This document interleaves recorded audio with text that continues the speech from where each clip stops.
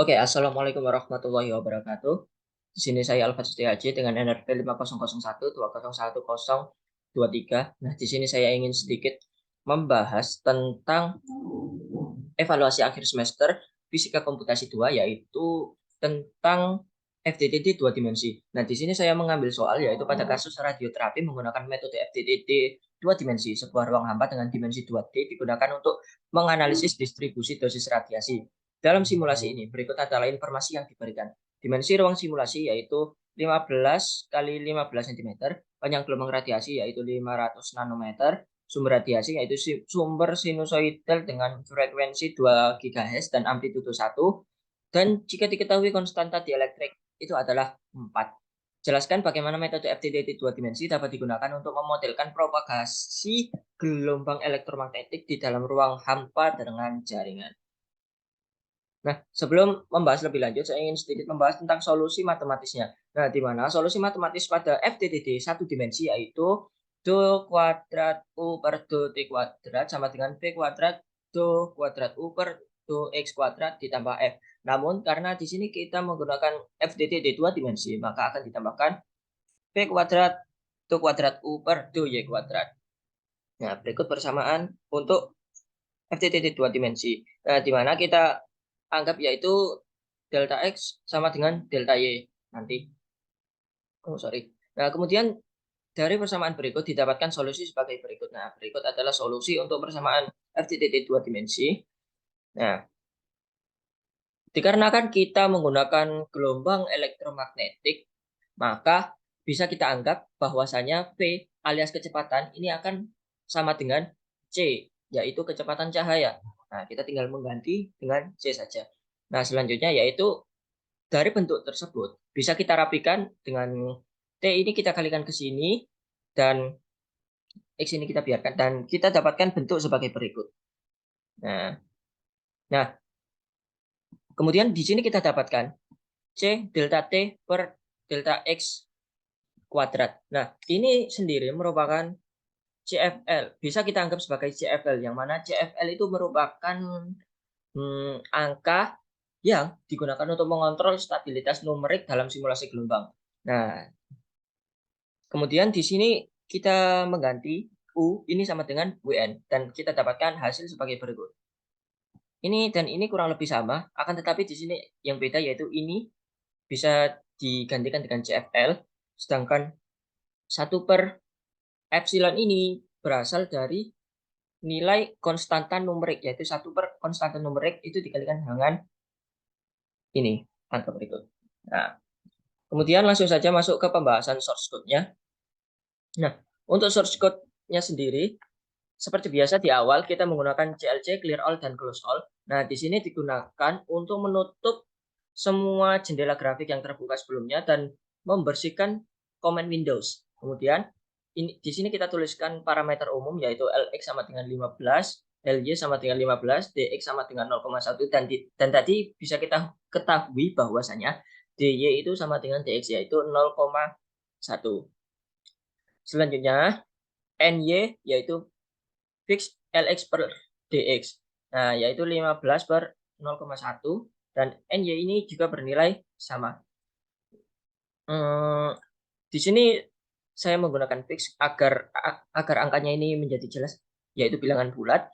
Kemudian X sama dengan lin space ini dan Y sama dengan sekian. Nah, X dan Y ini merupakan area yang berisi posisi koordinat grid dalam arah X dan Y masing-masing. Kemudian lambda. Lambda ini mewakili panjang gelombang elektromagnetik tadi. Kemudian grid size, ukuran grid yaitu lambda per 10. Nah, kemudian diketahui parameter khusus yaitu CFL. Nah, pada CFL satu dimensi, FDTD satu dimensi, CFL-nya yaitu kurang dari setengah. Sedangkan di sini saya menggunakan FDTD dua dimensi, maka CFL-nya yaitu 1 per akar 2.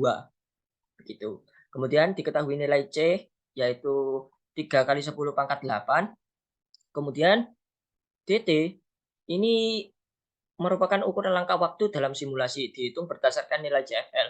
Nah, DT ini sama dengan CFL dikali DX per C. Kemudian tadi diketahui bahwasanya frekuensi yang digunakan yaitu 2 GHz, yaitu 2 kali 10 pangkat 9.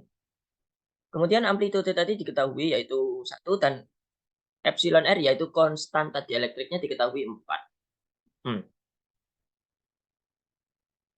Nah, kemudian untuk waktu T ini menentukan waktu total simulasi dalam satuan detik. Nah, kemudian variabel lapangan percobaan yaitu Wn sama dengan zeros. Nah, ini digunakan untuk membuat matriks zero dengan batasnya yaitu Nx dan Ny yang akan digunakan untuk menyimpan nilai gelombang saat ini. Wnm1 sama dengan Wn dan Wnp1 sama dengan Wn. Nah, untuk perbedaan WNM1 dan WNP1 ini yaitu WNM ini digunakan pada sumbu X sedangkan WNP ini digunakan pada sumbu Y. Begitu. Kemudian di sini ada kondisi awal yaitu T ketika sama dengan 0. Nah, kemudian kita mulai while T sama dengan kurang dari T, yaitu ketika waktunya itu kurang dari waktu maksimal, di mana waktu maksimal itu yaitu 10. Kita mengikuti boundary condition yaitu sebagai berikut. Kemudian solusi yang solusi yang diberikan yaitu T sama dengan T awal tadi, yaitu T ininya sama dengan 0 ditambah dengan DT. DT itu peloncatan waktu. Itu. Nah, kemudian di sini ada WNM1 ini sama dengan WN dan WN sama dengan WNP1. Nah, untuk nilai ini dilakukan untuk menyimpan nilai gelombang pada iterasi sebelumnya dan mengupdate nilai gelombang selanjutnya. Nah, terus di sini kita inputkan sumber sinusoidalnya, sumber gelombang sinusoidal, yaitu WN 50-50 sama dengan DT kuadrat ditambah amplitude dikali sin 30 PFT per 20. Baris ini menentukan sumber gelombang sinusoidal pada posisi grid 50 dan 50 dalam domain. Nilai gelombang pada posisi tersebut dihitung berdasarkan waktu saat ini, amplitudo, frekuensi, dan ukuran rangka waktu yaitu dt. Nah, kemudian kita buat iterasinya yaitu untuk I sama dengan 2 hingga Nx-1 dan J mulai dari 2 hingga Ny-1. Nah, dan ini adalah persamaan yang telah kita dapatkan dari solusi matematis tadi. Kemudian setelah for kita ada N, ada N. Kemudian selanjutnya yaitu visualisasi gelombangnya. Nah, untuk visualisasi ini saya memulai dengan CLF, yang mana CLF ini digunakan untuk membersihkan jendela gambar sebelum membuat plot baru. Kemudian subplot. Nah, ini digunakan untuk mengatur tata letak plot dengan 2 baris dan 1 kolom. Nah, kemudian IMAT SC ini digunakan untuk membuat plot citra dari nilai gelombang WN tadi. Kemudian color bar ini digunakan untuk menambahkan skala warna pada plot tersebut. Kemudian C-aksis ini menyatakan digunakan untuk mengatur nilai rentang sumbu warna pada plot citra.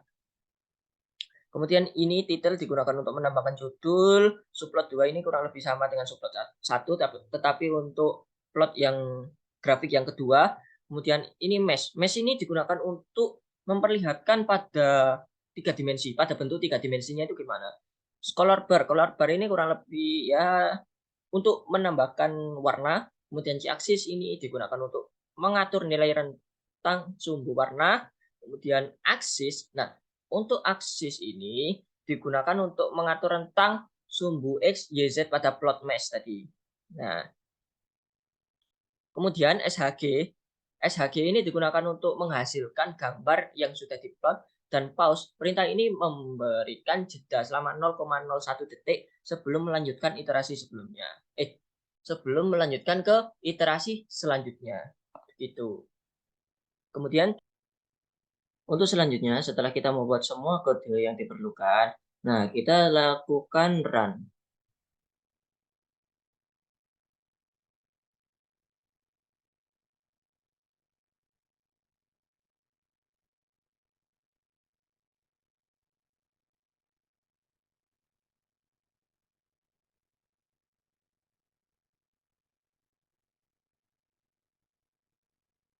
Nah, di sini sudah muncul grafiknya dan didapatkan bahwasanya di sekitar sini, nah di bagian pusat, di bagian tengah, nah didapatkan bahwasanya amplitudo gelombang tersebut itu merupakan amplitudo tertinggi. Nah, sedangkan di sebelahnya, di area di sekitar amplitudo tertinggi tersebut terdapat amplitudo yang tidak lebih tinggi daripada amplitudo utama. Nah, di sini melambangkan bahwasanya sebuah gelombang elektromagnetik yang dipancarkan pada suatu target tertentu itu memiliki amplitudo tertinggi kan. Nah, kemudian dari gelombang tersebut menghasilkan gelombang rambatan di area di sekitar gelombang utama tersebut. Begitu. Nah, kemudian area rambatan itu akan semakin menyebar seiring berjalannya waktu. Nah, di sini areanya akan semakin besar ya.